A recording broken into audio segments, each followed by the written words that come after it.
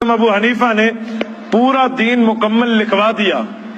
میں صرف ایک پہ بات کرتا ہوں، اگر صرف نماز کو دیکھا جائے تو نماز کا طریقہ حضور پاک علیہ الصلوۃ والسلام سے مروی ہے. نماز کا حکم اللہ رب العزت کے قرآن پاک میں ہے، لیکن نماز کی مکمل تفصیل ہمیں نہ قرآن میں ملتی ہے، نہ نماز کی مکمل تفصیل حدیث پاک میں ملتی ہے. لوگ کہتے ہیں جی یہ جو حنفی نماز ہے نا، یہ 1000 فقیہوں نے مل کے بنائی ہے. 1000 فقیہوں نے. میں 1000 تم 1000 کی بات، میں کہتا ہوں 1,00,000 فقیہ بھی مل جائیں، میرے صدیق کی عظمت کا مقابلہ نہیں کر سکتے. عظمت اپنی جگہ ہے، معاملہ دین کا ہے. آ گئے اللہ کے پیغمبر، آپ نے فرمایا ہے نماز میں درود پاک کے بعد دعا کرو. علمنی دعاء ادعو بہ فی صلاتی. صحیح البخاری میں، صحیح مسلم میں اللہ کے محبوب پیغمبر مجھے آپ سکھائیں میں نماز میں دعا کیا پڑھا کروں. وہ جانتے تھے ادھر اپنی مرضی نہیں ہے، ادھر مولویوں کو پتا ہے ہمیں کون سا کسی نے پوچھنا ہے. یہ جتنے ریکارڈنگ ہو رہی لے جا، ایک ایک حوالہ پوچھ، میں تجھے نکال کر دکھاتا ہوں. جرت تو پیدا کر، ریسرچ اور تحقیق کی جرت پیدا کر.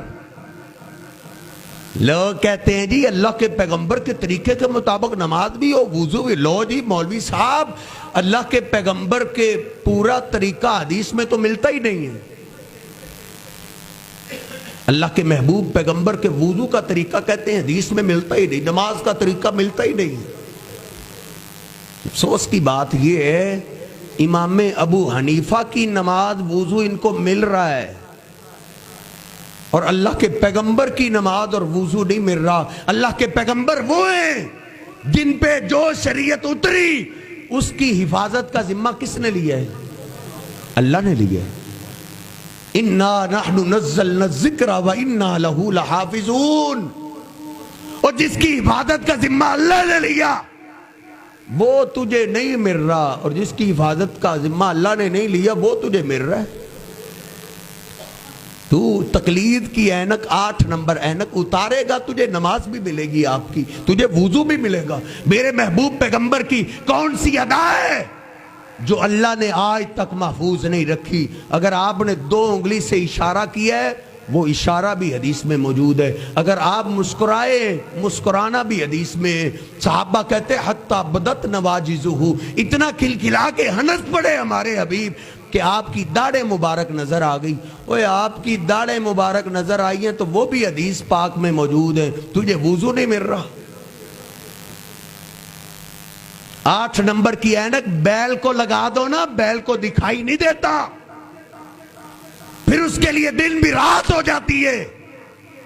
آنکھیں اگر بند ہو تو پھر دن بھی رات ہے. اس میں کیا بھلا قصور ہے آفتاب کا؟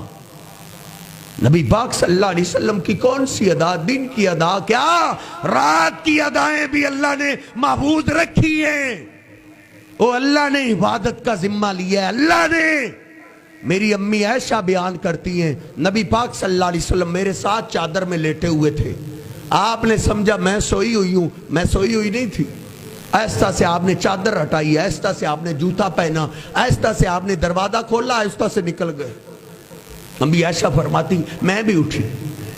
میں کہا کرتا ہوں میری امی عائشہ کو میرے رب نے نہیں سونے دیا تھا، او ایس اٹھو. اگر تم سوئی رہی تو میرے بندوں تک میرے محبوب کی یہ ادا کون پہنچائے گا؟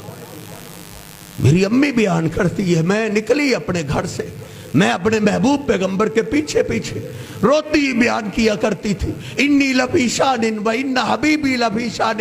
میں کیا سمجھ رہی تھی اللہ کے محبوب پیغمبر کیا کر رہے؟ میں نے سمجھا شاید آپ کسی بیوی کے گھر اور کسی بیوی کے پاس چلے گئے. لیکن جب میں آپ کے پیچھے نکلی، آپ قبرستان گئے، ادھر آپ نے لمبی دیر کھڑے ہو کے دعا کی، ہاتھ اٹھائے، ہاتھ نیچے آ گئے، پھر ہاتھ اٹھائے، پھر لمبی دیر دعا کی، پھر ہاتھ نیچے آ گئے. 3 دفعہ ایسے آپ نے دعا کی ہے. رات کی تاریکی میں ہاتھ اٹھا کے اللہ کے پیغمبر قبرستان جا کے دعا کر رہے ہیں تو وہ بھی آج حدیث میں ہیں. تجھے دن کے وضو اور نماز نہیں مل رہے.